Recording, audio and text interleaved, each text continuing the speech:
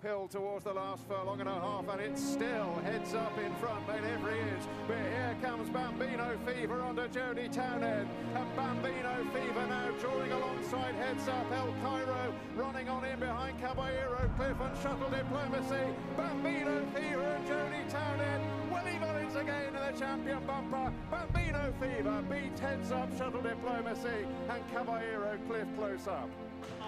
To Bonner's Charm. Wodhooh in the centre is delivering a challenge now, and then comes Alto Belly. They've got one more fight to take. Wodhooh trying to challenge Celtic Dino. Wodhooh at the last, she's just in front over Celtic Dino, who's battling on determinedly, but Wodhooh now has come through to take it up. She's 2 or 3 lengths ahead. She'll make it 8 wins, she'll 9 over, looks like at least 3 lengths. Wodhooh wins. Celtic Dino. And back to pile down towards the second last, has gone 6 lengths clear. Hartwood Elite Bronze, Protector at Master Chewy running a big race, 2 from the finish. Back to pile is over clear. Hartwood 6 lengths further back, Elite Bronze, then Master Chewy and Ryanair and Protector at, but down towards the last. Back to pile, comes into the final fence, and he is over safely. Hartwood in second is Ryanair, Master Chewy, Elite Bronze and Protector at, but back to pile, winner of last year's Brown Advisory. He's going to follow up in the Ryanair in immaculate fashion. Absolutely routed them for Mark Walsh and Willie Mullins. Hey guys, and it's Botson back with Botson Racing, and what a day at Cheltenham, day 2. Amazing day of races, some really interesting results. A day for the bookies, I would say, but not for us. We smashed them up, including a 66-1 winner, which is very, very, very nice. Very close photo finish. I don't know if anybody saw that, but I was even half surprised where I was stood. I thought Jazzy Matty got there ahead, but I think it won by not even a nostril, a nose hair, if that. So yeah, I was very, very buzzed to see that go over the line. Etait Temps was a really, really good winner for me. Final the Man just chinned, come into the last again. Would have been a great day if that got over the line. But overall, really, really good set of results for myself personally. Interesting with no drama this end. Yeah, just for some random reason he got punted in off that supreme form, like we said, made no sense, and it ended up him pulling up entirely in that race in the Turners. King Grassroad Grave was pretty good. Ballyfad just wasn't there, even though he had form with King Rasco Grey. I thought that Romeo Coolio was very, very disappointing when stepping up to 3 miles. Connections must have thought he had a very, very strong chance, and just was disappointing on the day, getting also pulled up. So the bookies must have had quite a few good results in the first 2 races, I assume, if punters were smashing into the favs. Definitely with the money coming in the day before as well for those 2. On to the MGM Cup. Yeah, very, very interesting race in itself. Really read the race wrong. All the JP horses didn't finish well at all. Really weird false starts that were sort of affecting some of the runners in there as well. Most notably, Put Your Hands Together. So not a good result in that term, but everything else afterwards was very, very good. The National Hunt Chase wasn't too keen on a better there, and glad I sort of swerved away and avoided that race. As we say, that Majbra's jumping was really, really poor. Again, I'm glad they took him on. Feel bad for the Antipos, punters that are in on that. Again, I don't think he'll ever learn. He went at a blistering pace, ran so quick. Jumping let him down again. I mean, he was hanging badly left again. Just doesn't like Cheltenham. Same thing with his Arkle run, similar. But yeah, he was very disappointing. And Etait Temps sort of bided his time, sort of sat back into 6th after the first sort of lap. Sort of waiting patiently for the pace to collapse, and it did, and Paul gave him a very, very good ride. And Charlie Deutsch, take a bow. I mean, where did Martator come from? He came from the back of the fucking screen. I couldn't believe my eyes where he came from. I think I was the only guy cheering in the stands. But nonetheless, it was a very fun race, because I didn't even realise where he was. I was more interested in Jazzy Matty. And all of a sudden I heard Martator and thought, hang on, that's Martator. Hang on a second. Jumping the last, he must have gained about 5 lengths. He was travelling so strong. And it was really, really good to see Venetia finally getting back into the winner's enclosure at Cheltenham, which he thoroughly deserved. The bumper, again, absolute nightmare. Good luck trying to pick the winner of the bumper every year. As I said, the form of the bumpers have just been so piss poor recently that we don't really have like an out-and-out proper horse that always comes into this, you know, odds on or very, very short because they've had a good flat season or campaigned on flat seasons. A lot of these just end up just going Triumph or the Supreme or just straight to hurdles, not even bothering with the bumper because it's just a waste of a campaign for a year. But that was my summary. I thought it was a great day of racing, really, really fun. A lot of upsets, a lot of fun just watching the races. The atmosphere was obviously electric, not as packed as the first day, which is understandable, but it was Lazy's day. But again, crowd was at least 50,000, I think, on the day, so it was really nice to sort of have that atmosphere and still be packed and rammed. Saw quite a few notable faces with Johnny and Deneen. I saw the Shark Hanlon. I saw David Jennings. I saw Willie Mullins many times, obviously going back and forth from the parade ring into the winner's enclosure, what it felt like, and many more. I can't think of. I saw Tony Mullins as well. Yeah, quite a lot. Saw who else did I see?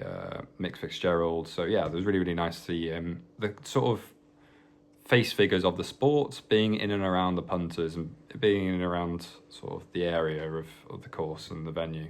You don't really get to see that too much with other sports. They sort of go off. With the NBA, for example, they go front court and they sort of seclude themselves. And they might just say hi to a fan. But you know, racing is just so everybody's in amongst everybody. You know, going back and forth, exchanging bets between each other, the bookies. So in terms of that, it's really good to see those sort of familiar faces that you recognise from seeing them on the TV, interviews, previews, etc. So. Yeah, I'll stop rambling for 6 minutes in terms of that. We'll go straight on to the racing. I'll keep it brief because I am absolutely shattered. Knackered is an understatement. I didn't even get changed into casual clothes. I've just been coming back for a restaurant. So we'll quickly go into the card. I'll give you a quick sort of feelings on this one. Thursday's racing is full of graded races, which is really good. It makes a change with the added handicaps they ever had on the first 2 days. And actually looking at on paper, I actually think this is the best day of proper graded races, or proper races we're going to have on the card. There's two grade 2s, 3 grade 1s, and 3 handicaps to finish off the day, with the second race being a grade 2 as well. So we'll kick off, which is the Mare's Novice Hurdle, I should say, sorry. And let's see, at the front of the market is Bambino Fever. Second to Old School Outlaw and Carrigamore Spruce. 14's on the machine. Let's just say 16's bar the rest, because I'm not even going to talk about anybody else in here. I just think Bambino Fever is going to be extremely popular on course, and I cannot see her getting beat. This, for me, feels like a very muggy Favs Acca day sort of day. There's 3 in here on the day, which I think everybody's going to be on the Acca. Myself included, I think, at this point. I just don't see all 3 of them getting beat. Now, we are forecasted rain overnight. I don't know how much rain, but forecast rain nonetheless. And I don't think it would affect too much for these 3 favourites. But I think the one that is probably most targetable is, I think, FtF probably now in the Ryanair. Because Bambino Fever, for me, just doesn't get beat. Now, she obviously got beat by Old School Outlaw, and she's the only horse that's beaten Bambino Fever, but I just think the form's going to reverse, and I think this will be a very nice, easy winner for Paul if it all goes well. On to the next race, which is, where am I? The Novices Limited Handicap Chase, and I've gone with Sixmilebridge. 3 from 3 this season. Interviews from Keelan Woods said this is his best chance of a winner in the festival, so also makes me feel a little bit more confident on this horse. Off of 11 stone 10 in here. And yeah, I just think he's just one that's going to have a good chance. Ran nicely six weeks ago, and I think hopefully Fergal O'Brien can get in the winners' enclosure with this horse. A few another here that was, I guess, worth small interest was the second fab, ironically, which is Regent Stroll. A bit of form behind Jeriko, de Reponet, who I actually fancy in the last race in the Kim Muir. We'll get onto the Kim Muir obviously later in the video, but I just thought Regent Stroll and Sixmilebridge were both very interesting picks in this one.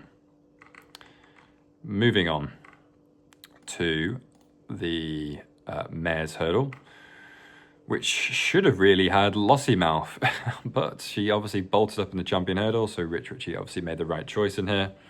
But this left Wodhooh an extremely short price favourite for the Mare's Hurdle, and I think she will get it done. Nothing to really say too much about her performance. We don't need to go into detail, but again, I just can't see her losing either. There was a market that I actually thought was quite good to target in this race, actually, which was winner without Wodhooh and Jade Grugy. I'm seeing 7-4 Feet of a Dancer, and the price, in my opinion, is completely wrong.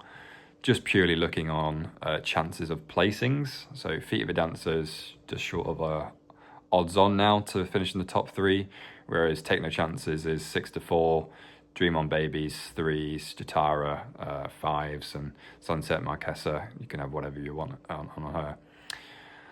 But I just thought 7-4 was quite big. I saw that at William Hill, so if you've got William Hill account, feel free to back that. But I thought Feet of a Dancer at 7-4, winner without the front 2, felt nice. I've got that doubled into quite a few, so I've targeted that one pretty heavy. And she's got form behind Wodhooh as well, so let's hope she gets that third in front of the front 2 in the market, and I'll be very, very happy. On to the next race, which is the Stayers.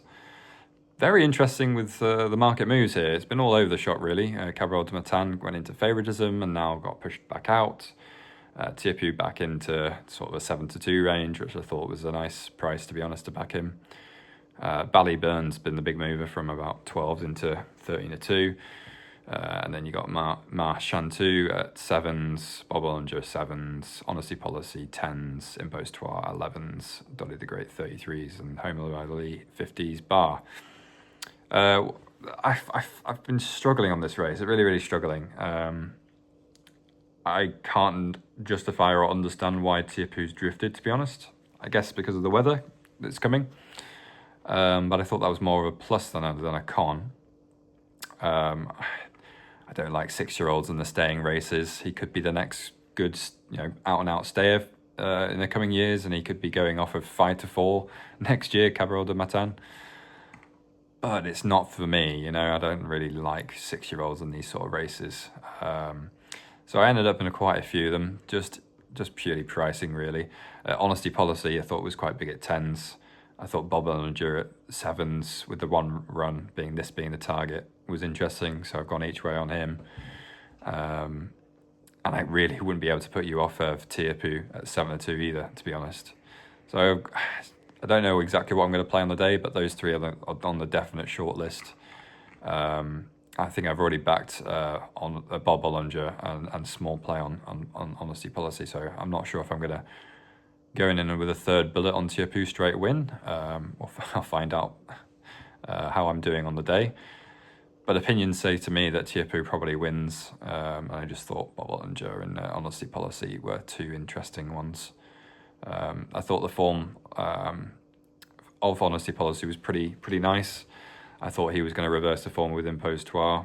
Impostoir is obviously not run that great last time out. Nicky Henderson said that he just had to run him in that race last time out, and he didn't like it and he hated it. So with Nico's horses running very, very well, I wouldn't be surprised if he ran a decent race and returned back to form. But sticking with those 2, with Honesty Policy being lightly raced, probably a lot of improvement still to come with him. And Bob Olinger running well last year in this race, beating Tiepu, I thought was a small interest. Okay, on to the feature race of the card, which is the Ryanair. Again, this is the other one I thought that just couldn't be beaten really, is FtF. Again, I just don't see how the Acker Fav double or treble, if you do all three of them, gets beat. FtF, best horse at the moment over fences, in my opinion, over the extended trip. Should really have gone to the Gold Cup, in my opinion. I'm not talking out of pocket. Maybe I am not. But pretty gutted that he's not going to the Gold Cup. However, he's gone to the easier race. He's gone to the race that he's won last year fairly comfortably as well. And again, don't see him getting really beat. Bambridge is the only danger I see with him at the moment. Maybe Hartwood as well. But I thought Bambridge was probably the main danger in this race. We'll move on to the next race, the penultimate race, which is, what are we? I think this is Pertemps, isn't it? Yep, the Pertemps. And I ended up on, sorry, I got the hiccups, the Electric Mason at, I think he's about 12s at 3-6 with 6 places, or 11s at Hills, 5 places, quarter odds. Second to Marchantou, so he's around about 7 strokes for the stayers. Beaten by 2 lengths, and then one last time out, I think in November. Comes here extremely fresh. Lots of improvements bound to come from Chris Jordan and Freddie Gordon riding. Very competitive race, obviously, with Supremely West being extremely well backed for this race. You can make a case for Bold Endeavour. I think he's got a good chance in there for Nicky Henderson. Again, his horses have been doing really, really well in the handicaps. Staffordshire not as well. I thought you can make a good case for him, but I just thought his price was fairly big each way. I think he's probably a good bet for each way on this one. Again, going to be a very competitive race. But yeah, there's extended places here, and I thought he was in good nick to run in for 4th or something like that. And for the final race of the card on the Thursday, I think Jeriko de Reponet will wipe the floor with these. Nicky Henderson's been doing a lot of things with this thing. Should have won the Pertemps last year. They've been messing around with the cheap pieces. They've been messing around with fences, with hurdles, everything. I thought the interesting booking for Derek O'Connor. There's a lot in here that I could really go into detail, but I just thought he was the most likely winner. In here, there's a few else that I had sort of jotted down. I thought Heracles Westwood was a small interest, and Monbeg Genius as well. I don't think I'm going to play them, but I thought those were fairly interesting as well to actually look at. So I will leave that there. It's been an amazing day on day 2.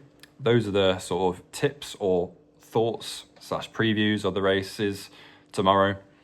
Fingers crossed for all you guys who place bets on Thursday. I'm sure everybody's going to be on the Favs Ackers, and I don't see how they get beat. So let's cheer it on. Let's cheer on all the 3. Let's cheer on Feet of the Dancer, Winner Without, Jade, Grugy, and Wodhooh, and hopefully everything else plays in our part. Good luck, and I'll see you for the final video on Gold Cup Day tomorrow. See you guys.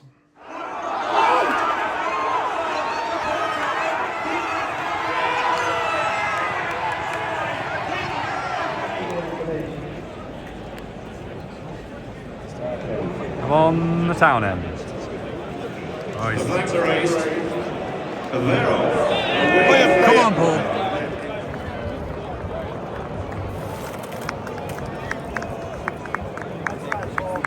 Well then, Paul. Thank you.